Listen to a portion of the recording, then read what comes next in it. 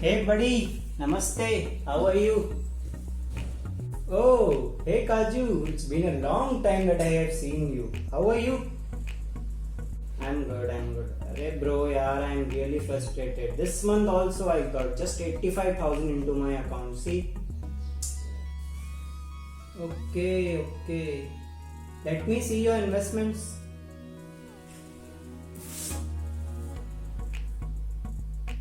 Looks like you have done your investments in HRA as per my advice.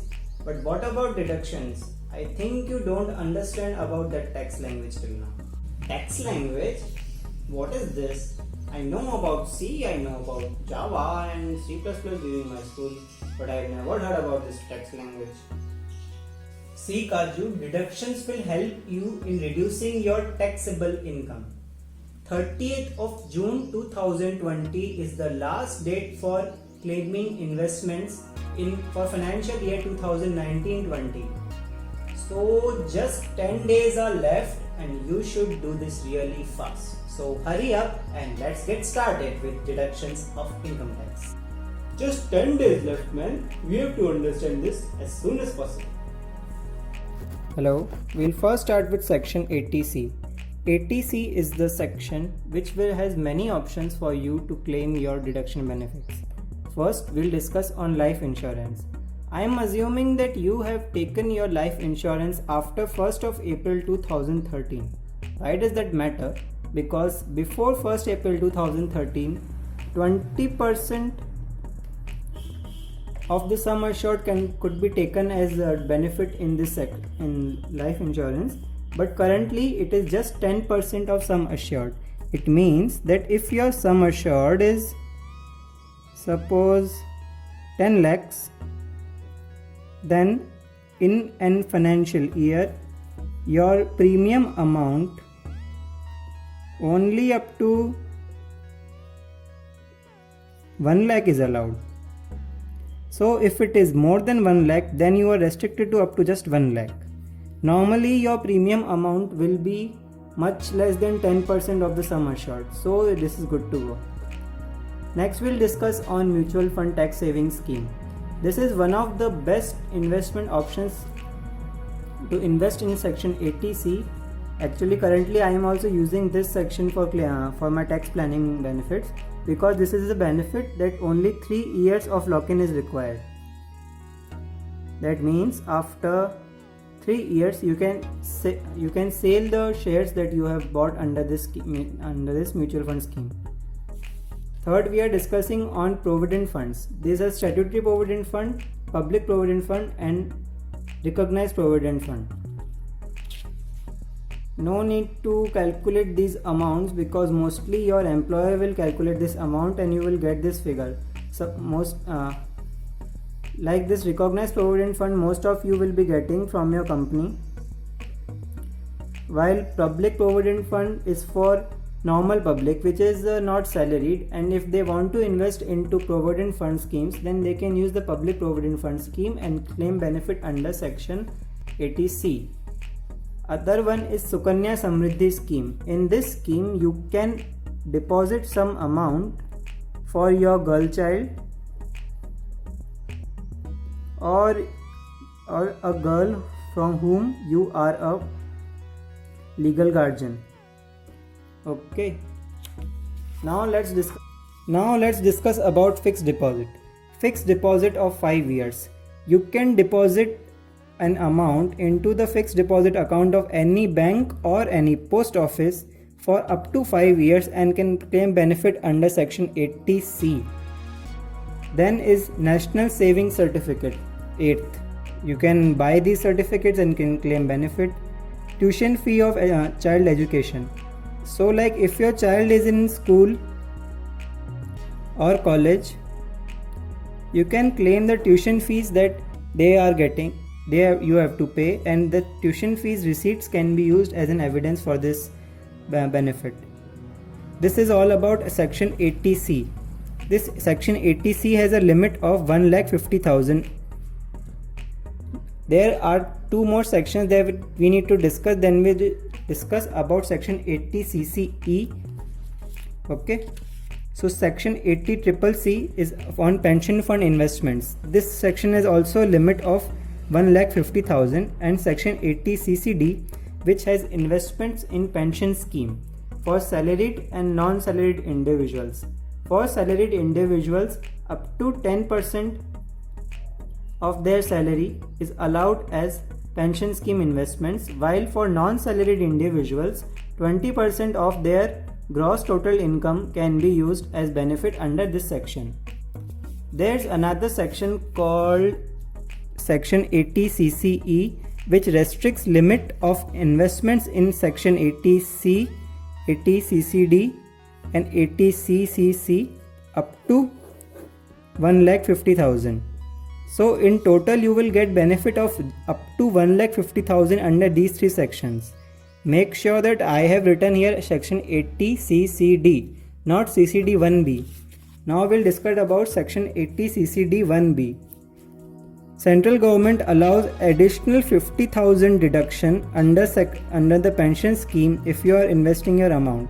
So suppose if you are investing up to 1 lakh rupees in pension scheme and you are using 80CCD for 50,000, an additional 50,000 you can use it for section 80CCD 1B.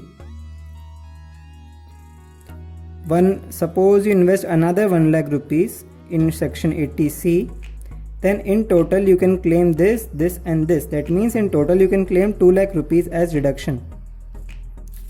Section 80CCD2 is the pension scheme contribution made by your employer. For this, full amount will be allowed as deduction. Up to 10%. For others, while for central government employees, it is up to 14%. Okay, so let's summarize this. Focus on the point that section 80CCD, 80CCD and 80CCC benefit is limited up to 1,50,000 only. Now we'll discuss about other sections.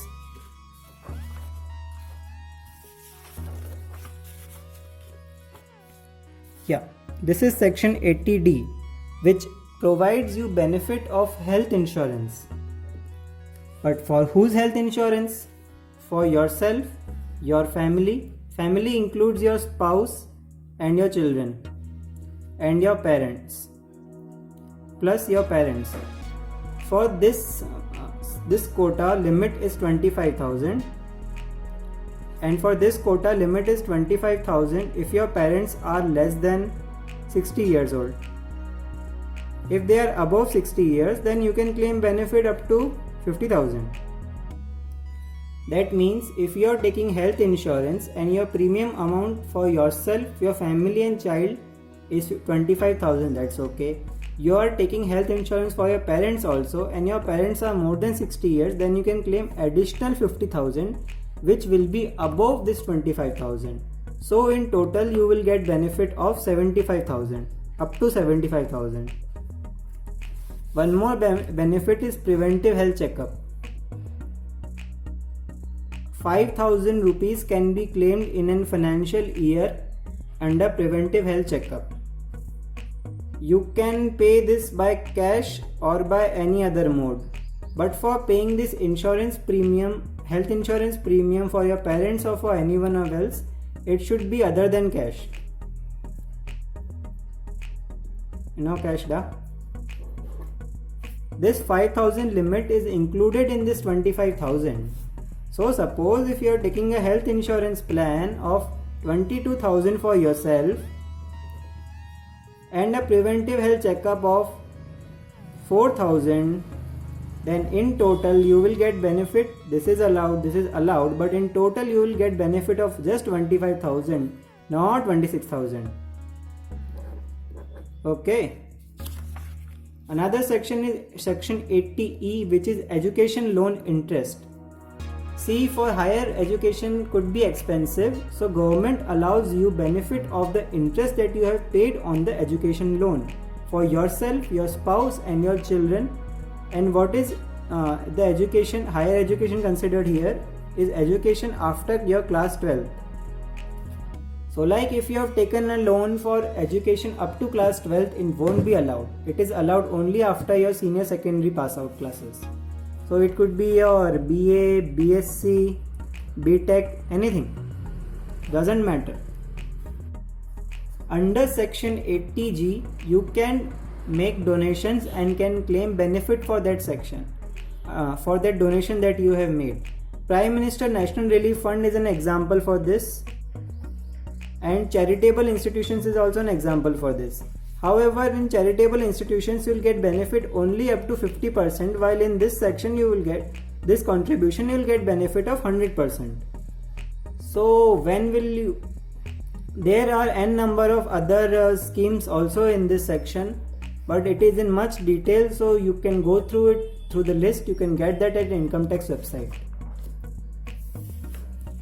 Now let's discuss about some other sections. Section 80 TTA. Interest on savings account up to 10,000 rupees is allowed for a financial year.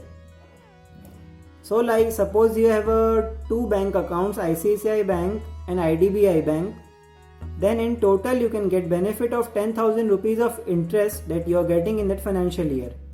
For senior citizens, government has allowed a benefit up to 50,000 rupees. So suppose you are filing return for your grandparents or your parents who are above 60 years of age, they will get benefit of saving interest account up to 50,000. Section 80 QQB and RRB are meant, QQB is meant for royalty on books and RRB is meant for patents income. So like you have made an invention, suppose you have made a wireless headphone, then and you have a IP right for this, and you are getting an income of 4,50,000 in a financial year, then up to 3 lakhs can be slashed as not taxable, and only 1,50,000 will be taxable in from your income. Okay boss. So this was all about deductions. As you can see, I have covered all these topics in a very crisp manner. If you want to know about more, if you want to know more in detail, you have to go through the Income Tax Act, or if you have any queries, please post it into our comments and I'll be